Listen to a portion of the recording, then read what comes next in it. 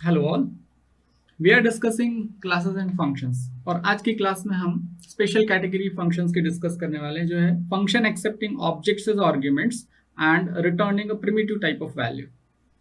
Last class में हम लोगों ने एक इसी टाइप का फंक्शन डिस्कस किया है, जो कि function accepting objects as argument and returning nothing था। लेकिन आज की कैटेगरी में हम ऐसा फंक्शन बनाने वाले हैं जिसमें फंक्शन ऑब्जेक्ट्स को एज अ आर्ग्यूमेंट एक्सेप्ट करेगा और एक प्रिमिटिव टाइप की वैल्यू जैसे कि इंट, फ्लोट या कैर, इस टाइप की कोई भी प्रिमिटिव टाइप की वैल्यू वो रिटर्न करेगा। जैसे कि हम जानते हैं, क्लास डिफाइन करते ही हम एक यूजर डिफाइंड डेटा टाइप बना चुके होते हैं और इस डेटा टाइप को हम यूजर डिफाइंड डेटा टाइप कहते हैं। User defined data type. और जब यूजर डिफाइंड डेटा टाइप बन गया है, उसके बाद हम इस डेटा टाइप के जो भी वेरिएबल बनाएंगे उन्हें हम ऑब्जेक्ट्स कहते हैं। इसका मतलब यह है कि जो ऑब्जेक्ट्स हैं वो एक तरीके के वेरिएबल्स ही हैं, और यदि ये वेरिएबल्स हैं तो फिर हम इन्हें फंक्शंस में एज अ आर्ग्यूमेंट पास कर सकते हैं। ठीक है, इसके अलावा जब हमारे पास कोई ऐसा फंक्शन होगा जो ऑब्जेक्ट्स एज आर्ग्यूमेंट को एक्सेप्ट करता है, तो इस कैटेगरी के अनुसार हमें एक ऐसा फंक्शन बनाना है जो ऑब्जेक्ट्स को आर्ग्यूमेंट की तरह एक्सेप्ट तो करे, लेकिन रिटर्न करते समय एक प्रिमिटिव टाइप वैल्यू रिटर्न करे, जैसे कि इंट, फ्लोट और कैर। इस कैटेगरी को समझने के लिए हम एक एग्जांपल लेते हैं। Let us take an example of EMP class और एम्प्लॉय क्लास।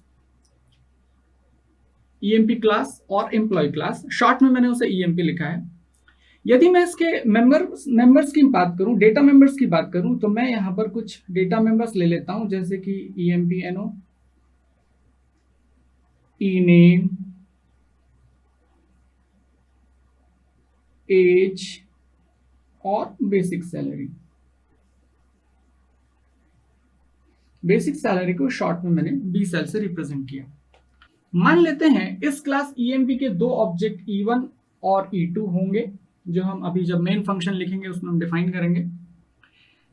किसी तरीके से इस कैटेगरी को बिलोंग करता हुआ हमें एक ऐसा फंक्शन बनाना है जो इस E1 ऑब्जेक्ट और E2 ऑब्जेक्ट को एज अ आर्ग्यूमेंट एक्सेप्ट करेगा, और हम उस फंक्शन के थ्रू इन दोनों ही ऑब्जेक्ट्स की या एम्प्लॉयज की बेसिक सैलरी को कंपेयर कराएंगे।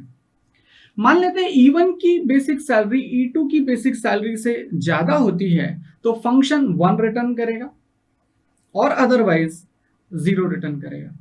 मतलब यदि फर्स्ट एम्प्लॉय E1 की basic salary second employ E2 की बेसिक सैलरी से ज्यादा होगी तो फंक्शन 1 रिटर्न करेगा, अदरवाइज फंक्शन 0 रिटर्न करेगा। उस केस में ऑब्वियसली E2 की बेसिक सैलरी ज्यादा होगी। आइए, तो इसके लिए हमें यहाँ पर इस EMP क्लास में आगे कुछ फंक्शंस भी डिफाइन करने होंगे। उन फंक्शंस के नाम मैं यहाँ पर लिख देता हूँ।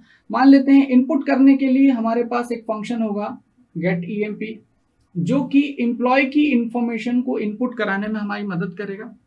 दूसरा फंक्शन हम बनाएंगे वो एम्प्लॉयज की इंफॉर्मेशन को प्रिंट करने के काम आएगा, दैट इज पुटEMP। और जो इस कैटेगरी को बिलोंग करने वाला फंक्शन है वो अब हम बनाते हैं। जैसे कि बात की, फंक्शन या तो 1 रिटर्न करेगा या 0 रिटर्न करेगा। इसका मतलब है वो एक इंटीजर टाइप की वैल्यू रिटर्न करेगा। So first of all I will mention the return type of that function int. अब फंक्शन का नाम लिखते हैं। मान लेते हैं फंक्शन का नाम है compare BSEL। compare BSEL, that will be the name of function compare BSEL। और यहां पर हमें उन दो एम्प्लॉयज को एज अ आर्ग्यूमेंट पास करना होगा जिन्हें हमें या जिनकी हमें बेसिक सैलरी कंपेयर करनी है। इसीलिए यहां पर चूंकि E1 और E2 EMP टाइप के वेरिएबल्स होंगे जिन्हें हम ऑब्जेक्ट कह रहे हैं, इसीलिए यहां पर आर्ग्यूमेंट्स के तौर पर मुझे EMP को ही as a data type mention करना होगा। और हम जानते हैं कि क्लास मतलब डेटा टाइप ही होता है। इस तरीके से यहां पर मैं 3 फंक्शन इस क्लास में डिफाइन करूंगा, और ये वो फंक्शन होगा जो हमारी कैटेगरी को बिलोंग करता है। So let us close this is a sort of class diagram. So this is the class EMP, और यहाँ पर ये डेटा मेंबर्स होंगे और यहाँ ये मेंबर फंक्शंस होंगे। एक एक करके इन सारे फंक्शंस को और क्लास को हम लोग यहाँ पर डिफाइन करते हैं। Let us start with the class EMP. So starting with the class EMP. In private section, I'll define the given members like int empno, that will represent the employee number, then name, that is ename. हर नाम 20 character का ऐसा मानते हुए हम एक character array define कर लेते हैं। एज स्टोर करने के लिए हमारे पास एक वेरिएबल होगा एज, और बेसिक सैलरी के लिए बी सैल हम लोग मेंबर की तरह ट्रीट करेंगे। Let us define the functions. तो पब्लिक सेक्शन ओपन करते हैं और पब्लिक सेक्शन में सबसे पहला फंक्शन मैं डिक्लेयर करता हूं, that is void get EMP, जो कि एम्प्लॉयज की डिटेल इंफॉर्मेशन हमें देगा, इनपुट कराने में मदद करेगा। Second function will be put EMP to display the information of employee, and the third function that is the category function. Return type, that is integer, primitive type of values returning by the function. The name of function is compare b cell, compare basic salary, and it will accept two employee objects. So I'll have to mention the data type of the arguments, और data type class खुद होगी, क्योंकि हम जानते हैं कि class मतलब होता है user defined data type. So ये सारे ही फंक्शंस मैंने यहाँ पर डिक्लेयर कर दिए। एक एक करके अब हम इन्हें डिफाइन करते हैं क्लास के बाहर। तो सबसे पहले, जैसे कि हम स्कोप रिजोल्यूशन ऑपरेटर जानते हैं, we will use the scope resolution operator. First of all there will be the return type, then the name of class, class का नाम है EMP, then will use scope resolution operator को use करते हुए अब मुझे यहाँ पर फंक्शन का नाम लिखना होगा गेट ईएमपी, और यहाँ पर अब आप डिफाइन करें। तो सबसे पहले मैं यूजर से एम्प्लॉय की इंफॉर्मेशन इनपुट कराने के लिए रिक्वेस्ट करूंगा। सो मैंने लिखा एंटर ईएमपी इंफॉर्मेशन, शॉर्ट में लिख रहा हूं इन्फो। जैसे ये मैसेज यूजर तक पहुंचेगा, यूजर ईएमपीएनओ, ईनेम, एज और बेसिक सैलरी इनपुट कराएगा। सो I will see in ईएमपीएनओ, then ईनेम, उसके बाद एज और बी सेल। इस तरीके से ये इंफॉर्मेशन इनपुट हो जाएगी। अगला फंक्शन बनाते हैं। The next function will be again the return type, that is void, the name of class is EMP. Scope resolution operator हम लोग यूज करेंगे, फंक्शन का नाम होगा पुट ईएमपी, और इस पुट ईएमपी फंक्शन के थ्रू हम एम्प्लॉयज की इंफॉर्मेशन को प्रिंट कराएंगे। तो मैं यहां पर सबसे पहले ईएमपीएनओ प्रिंट करवा देता हूं, फिर ईनेम, उसके बाद एज प्रिंट होगी, और फिर B sal. So this will be the simple function. Now अब हमें ये इंपॉर्टेंट फंक्शन बनाना है जो हमारी कैटेगरी को बिलोंग करता है, जिस कैटेगरी को हम लोग डिस्कस कर रहे हैं, that is the function accepting objects as argument and returning a primitive type of value. Let us start. Return type int, function का रिटर्न टाइप है इंट, क्लास का नाम EMP, so the name of class is emp, then scope resolution operator, और फिर function का नाम, function का नाम है compare b cell, compare b cell, and then ये दो एम्प्लॉय ऑब्जेक्ट को एक्सेप्ट करेगा। सो पहला employee object I will name it as E1, और दूसरा employee object I will name it as E2। इस तरीके से ये फंक्शन होगा। नाउ चलिए, यहां पर जो भी दो employees object as a argument हमें मिलेंगे, उन्हें हम E1 और E2 में एक्सेप्ट करेंगे। इन्हीं E1 और E2 को ऑलरेडी मैं यहां पर ड्रॉ करके आपको बता चुका हूं। यही E1 और E2, ये E1 और E2 है। ये हमारे फंक्शन के आर्गुमेंट्स हैं, इनपुट है हमारे लिए। Now we'll have to compare the basic salary of this E1 and E2. E1 और E2 की बेसिक सैलरी हमें कंपेयर करनी है। उसके लिए सिंपल एक इफ स्टेटमेंट में यहाँ लिख देता हूँ। तो I'll compare if. Now यहाँ पर हम ये देखें कि फर्स्ट एम्प्लॉय E1 की बेसिक सैलरी मुझे यहाँ कैसे मिलेगी। तो जैसे कि हम जानते हैं, किसी भी मेंबर को यदि मैं मेंबर फंक्शन के अंदर एक्सेस करना चाहता हूँ, तो ऑब्जेक्ट डॉट और मेंबर या डेटा मेंबर या मेंबर फंक्शन के नाम से मैं उसे एक्सेस कर सकता हूँ। वही हम यहां अपनाने वाले हैं। यदि मैं यहां लिखता हूं E1.B सेल, तो ये मुझे एम्प्लॉय 1 की बेसिक सैलरी देगा। और मुझे इसे कंपेयर करना है E2 की बेसिक सैलरी से, E2 डॉट बी सैल। तो इस तरीके से E1 की basic salary will be compared with E2 basic salary. और जैसे कि हमने पहले बात की थी कि यदि E1 की बेसिक सैलरी E2 की बेसिक सैलरी से ज्यादा होती है तो हम 1 रिटर्न करेंगे। तो उस केस में यहाँ पर मुझे लिखना होगा रिटर्न 1, और यदि ऐसा नहीं होता है तो मैं यहाँ पर रिटर्न 0 करवा दूंगा, जो ये रिप्रेजेंट करेगा कि सेकेंड एम्प्लॉय की जो बेसिक सैलरी है वो ज्यादा है। जैसे कि हमारे इस एग्जांपल में यहाँ पर E2 की बेसिक सैलरी ज्यादा है। इफ स्टेटमेंट में E1 dot basic salary 20,000 greater than E2 dot basic salary 40,000, the condition will be failed, condition fail हो जाएगी और एल्स में आएंगे और एल्स में रिटर्न 0 हो जाएगा। तो इस तरीके से ये फंक्शन एक प्रिमिटिव टाइप की वैल्यू या तो 1 या 0 रिटर्न करेगा, और यही कारण है कि यहाँ इसका रिटर्न टाइप इंट है और जो हमारी इस कैटेगरी को बिलोंग करता है फंक्शन। चलिए, तीनों ही फंक्शन हमने यहाँ डिफाइन कर लिए, get EMP, then put EMP, उसके बाद कंपेयर बी सेल। और अब बारी है मेन फंक्शन की, जिसमें हम इस क्लास के दो ऑब्जेक्ट्स बनाएंगे E1 और E2, उनके लिए हम इनपुट करेंगे डेटा और फिर इन फंक्शंस को यूज करके देखेंगे और कंपेयर बी सेल फंक्शन को यूज करके देखेंगे कि वो कंपैरिजन कर पा रहा है या नहीं और क्या वैल्यू लौटाता है। चलिए, तो वॉइड मेन से शुरू करते हैं। This will be the main function and now सबसे पहले मैं एम्प्लॉय क्लास के दो ऑब्जेक्ट्स क्रिएट करता हूं, EMP E1 एंड E2। जैसे मैंने यहां पर ये E1 और E2 ड्रॉ किए हैं, वो इस फंक्शन में जो E1 और E2 ऑब्जेक्ट्स यहां हमने डिफाइन किए हैं वो है। मेन के स्कोप में ये E1 और E2 अलग होंगे, तो मैं यहां पर दो नए E1 और E2 ड्रॉ करता हूं। मान लेते हैं ये E1 है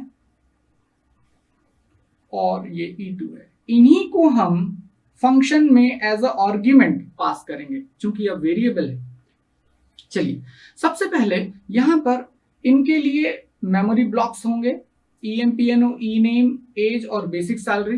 तो सबसे पहला काम होगा इन दोनों ही ऑब्जेक्ट्स को पॉपुलेट करना।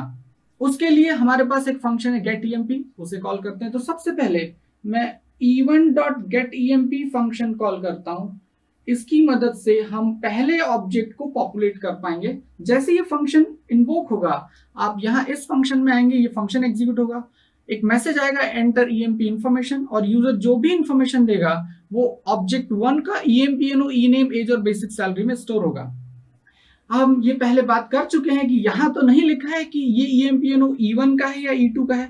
फिर सिस्टम को कैसे पता लगेगा कि ये जो EMPNO लिखा है वो E1 का होगा या E2 का? तो हमने ये बात की थी कि जो भी इन्वोकिंग ऑब्जेक्ट होगा, जो उस मेंबर फंक्शन को इन्वोक कर रहा होगा, उस मेंबर फंक्शन के अंदर जो भी मेंबर होंगे वो रेडिली अवेलेबल होंगे इन्वोकिंग ऑब्जेक्ट के लिए। इसीलिए ये EMPNO E1 का होगा क्योंकि यहाँ गेट EMP फंक्शन को E1 ऑब्जेक्ट की मदद से इन्वोक किया जा रहा है।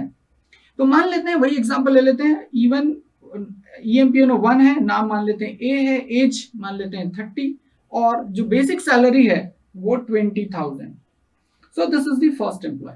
अब हम सेकेंड एम्प्लॉय के लिए भी डेटा इनपुट कराते हैं, तो फिर से मुझे सेम फंक्शन कॉल करना पड़ेगा but with the reference of E2। So E2 dot gate EMP, फिर से वही फंक्शन कॉल होगा गेट EMP फंक्शन, एक मैसेज आएगा एंटर EMP इंफॉर्मेशन। उस केस में अब यूजर जब EMPNO, ENAME, एज और बेसिक सैलरी की वैल्यू देगा तो चूंकि इन्वोकिंग ऑब्जेक्ट E2 है इसलिए ये EMPNO E2 का EMPNO होगा एंड सो ऑन। तो यहाँ पर जो इन्फॉर्मेशन आएगी कुछ इस तरीके से, मान लेते हैं एज हमने एग्जांपल के तौर पर ली थी 35 and the basic salary is let's say 40। So these are two objects, ये हमारे पास दो ऑब्जेक्ट्स है और इन्हीं की बेसिक सैलरीज को हमें कंपेयर कराना है। Let us compare that. तो वो कंपैरिजन करने के लिए अब हमारे पास जो फंक्शन है कंपेयर बी सेल, उसे हम कॉल करते हैं। तो मैं यहां लिखता हूं E1 डॉट, उसके भी पहले एक और बात, चूंकि ये फंक्शन एक इंटीजर वैल्यू रिटर्न करेगा तो मुझे यहाँ पर एक वेरिएबल चाहिए होगा जो रिटर्न इंटीजर वैल्यू को एक्सेप्ट कर सके। तो यहाँ पर मैं एक और इंटीजर वेरिएबल डिफाइन करूंगा। मान लेते हैं मैंने एक वेरिएबल डिफाइन किया R, और उस वेरिएबल को मैं यहाँ यूज करता हूँ फंक्शन कॉलिंग के लिए। मैं लिखता हूँ E1 dot compare B cell and I'll pass B cell, compare B cell. The name of function is compare B cell and I'll pass E1 comma E2. So यहां से ये E1 और E2 को ऐसा आर्ग्यूमेंट मैं यहां पास कर रहा हूं और यही E1 और E2 इस कंपेयर बी सेल फंक्शन में E1 और E2 के नाम से एक्सेप्ट किए जाएंगे, और ये E1 E2 ये E1 E2 है। तो यहाँ का E1 इस E1 मतलब इस E1 में एक्सेप्ट किया जाएगा, और ये E2 इस E2 में एक्सेप्ट किया जाएगा जो वहां रिप्रेजेंट किया गया है। उसके बाद जब आप इस फंक्शन में आएंगे तो E1 dot B sal means 20,000 is greater than 40,000, condition fail, else में आएंगे रिटर्न 0 होगा, means this function will return 0, और इस तरीके से r की वैल्यू यहां पर 0 आएगी। मुझे यहां पर ये रिप्रेजेंट करना है कि किस एम्प्लॉय की सैलरी ज्यादा है, तो मैं यहां पर इस r की मदद से यहां पर एक इफ स्टेटमेंट और लिखता हूं कि if r is equal to 1, मुझे क्या करना था, जिसकी बेसिक सैलरी ज्यादा है उसे प्रिंट करना था। तो यदि r की वैल्यू 1 आती है, इसका मतलब है कि पहले एम्प्लॉय की बेसिक सैलरी दूसरे एम्प्लॉय की बेसिक सैलरी से ज्यादा है। उस केस में यहाँ पर जो पहला आर्ग्यूमेंट हम पास करेंगे, जो ऑब्जेक्ट पास करेंगे एज आर्ग्यूमेंट, उसकी बेसिक सैलरी ज्यादा होगी, तो मुझे उसे डिस्प्ले कराना चाहिए। तो यदि r की वैल्यू 1 आ जाती है, इसका मतलब पहले ऑब्जेक्ट की जो बेसिक सैलरी होगी वो ज्यादा होगी, तो मैं उसे प्रिंट कराता हूँ या उसकी इंफॉर्मेशन प्रिंट कराता हूँ। और इंफॉर्मेशन प्रिंट कराने के लिए हमारे पास फंक्शन है put emp, we'll call E1 dot put emp, और मान लेते हैं r की वैल्यू 1 नहीं आती है, 0 आती है। उस केस में यहाँ पर जो सेकेंड एम्प्लॉय ऑब्जेक्ट जो हम एज अ आर्ग्यूमेंट पास करें उसकी बेसिक सैलरी ज्यादा होगी, तो हम उसे प्रिंट करेंगे। तो उस केस में हमें यहाँ पे प्रिंट करना पड़ेगा E2 dot put emp। इस तरीके से ये कंप्लीट प्रोग्राम आपका यहाँ होगा। To close it, I'll try to get ch and then I'll close the bracket. This is the closing parenthesis. So this is the complete program. और इस category की जिसकी हम बात कर रहे थे, उस कैटेगरी के फंक्शन ने दो एम्प्लॉय ऑब्जेक्ट को एक्सेप्ट किया। The category is the function accepting objects as argument. तो E1 and E2 are the objects, उन्हें हमें कंपेयर किया और बदले में एक इंटीजर वैल्यू यहाँ पर रिटर्न कराई।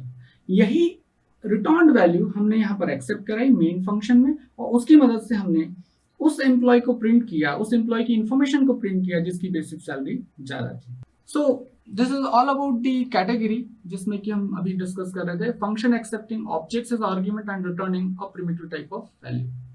अगली कैटेगरी हम लोग देखेंगे function accepting objects as argument and returning object.